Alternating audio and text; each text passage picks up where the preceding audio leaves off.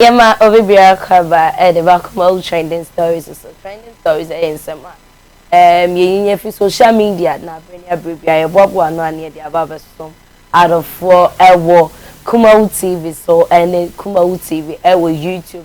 Then as summer and then now the akoni about social media there obi enim aye nsem bebre funny face and then a yet one a funny face sorry prokope and oye video no ddd eye mama yebua a see do former presenter na or UTV I will say free UTV or call Adum TV eye mama yebua a see do odidi na tembe break kaka nsembia na eni kwan say or ka e video nim but na ya man for na say na dey na ama funny face kika sansem we o say na mama yebua a see do so nti na Yire Vanessa ejai necessary ne manta for Ella and Bella e free ne nchen ekoye na ye obia na na mama yebua a see do edi videos e ba bonten say asema o kan onim hoto hwe nsema o mo keka to ne so ne nyina e new to her because enyo no na ball na Yire ne pass on sesan kro mfife na say enyo no na share oba ne say onyai ni kro because ono enya dia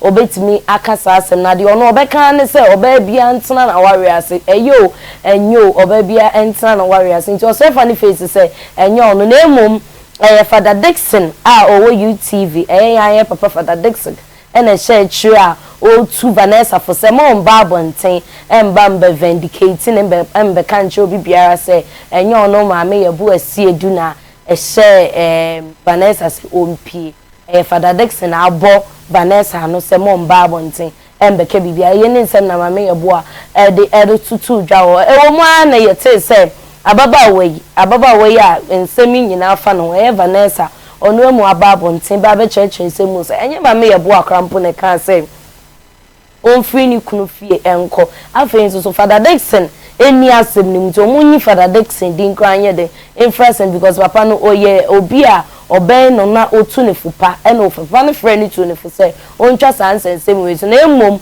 papa na nye boni bia nti ostrega na for say enyi Father Dixon di influence na ni kro funny face na kasa de oye ni pa boni for funny face di dia tem ebo no oba pemfo a wonyem ananso oba krampa yemfa ase kankan ne den na funny face so ama ye de sekan akan ensem de o kan bi pa wo video ni yenko ne yenko hwe Vanessa video ne embrace sie obeti bibi o aboa kwasia boa o ma me twe bo ma me tie muwa do mama o ma me twe bo voice no tire no nya gbe mi mun bebi am no mbeko bo be hu bibi aboa Vanessa o be bre. He pulled out a gun. Kujina bonting.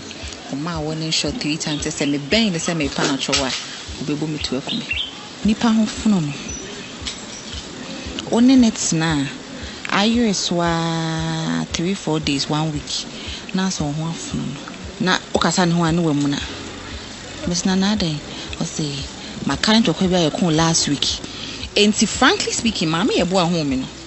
Na menni say apija na me pra na manu apai because full video no okacha girl no say girl na nkate no girl na jesu yo but girl na nkate obo me ma me tofom e ma operation na me ye no na nsuo free mom de ne nine bobo my ase me ko nkran ho me ne me na panyin na ko ye me ko do na ya ohu me kura no wo fie me duru no wo fie na me chia no wanti me abema me akwa aba e ma de echi e ma de san chi me so man kasa so person kasa on kasa one's boyfriend is bare 60 in the industry what's them tantan be stupid past of yours after me say ya abortion menyem no o ma me say no nana ya otimi kase krama biti yo ye friend tinti obo krama ni to okun so nsem Vanessa kan some funny face di atema me bimpo aso Vanessa mami ono de otene be bia nka obi be ka na asema so kono fu otene be bia o dwen ho no as sem ni bim fra manyina afore for nsema na ewo video nim na enye se ebe pie afri be ma ano abo obi nim de triggers ansem ni nyina and obi nim de nti funny face ekeka ansem ni nyina Vanessa wie interview na funny say hey Vanessa nsema o kekani ene tie na de be o funny face e the post bi eba beto ne IG post ase ne IG page ase sorry nsema o kekani ene bi eni o say Vanessa you grant an interview with Zion Felix and disgrace and lie on me like this. Vanessa, oh Vanessa, if you kill me today, you will live to regret in the future. People have talked to me not to drop more videos. I have 23 wicked videos of you, Vanessa, maltreating me in this house, slapping me here and there, in all with tears. I shake my head and say, let me do my best for my Ella and Bella to grow it as. Vanessa, I told you my fear, which is, please don't let my issue go out. I have plenty enemies in this game because I stayed relevant for 20 years in the game and it's a record. So no matter what, please never betray me, Vanessa. The very day I said this to you, that was when you realize I'm emotional. Even when the children are crawling and they fall, they are crying, I cry with them. So automatically noted, I'm the cash cow in your life now. Vanessa, tell the world what you did to Aseda, your 7-year-old daughter's father, head and TV, that made him left you and your daughter for 4 years like you told me. All the dirty things you said about this boy, yet he's still the guy you will be on phone for hours with. When I caught you time, what did you say? What did you say? I miss him, you know. What did I do? I joke about it and said, 8 years Vanessa, ain't our yeni. I knew from the start that you never loved me. When I noticed you have tattoos of names of guys on your body, but yet none of them stayed with you, I knew I have found a wife, not a knife, not a wife. But that time you were pregnant with Ella and Bella 1 month. Oh boy, how you have used this pregnancy to frustrate my life. So even giving birth, you still have the guts to come lie on me. I swear nothing, because I said I am going to town. You said I shouldn't go. I will go. You won't go. Nah, cap blow my eye. Even when I was recording you this video, my one eye was closed, but because I'm like a rag to you, and you know deep within you, I can't release this video. You and Mami Ebuesiedo are coming for the kill.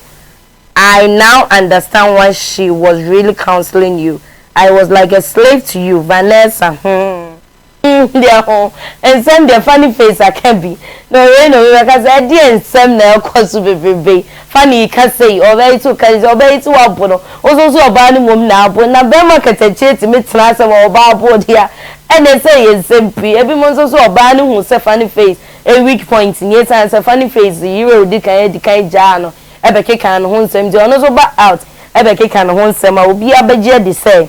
Yampa or no ye or nenye eating a beer or ye funny faces and a funny face or be some say a poor bank can obey our boy and doing to me come on too funny. Dear do the best say need him come on too much.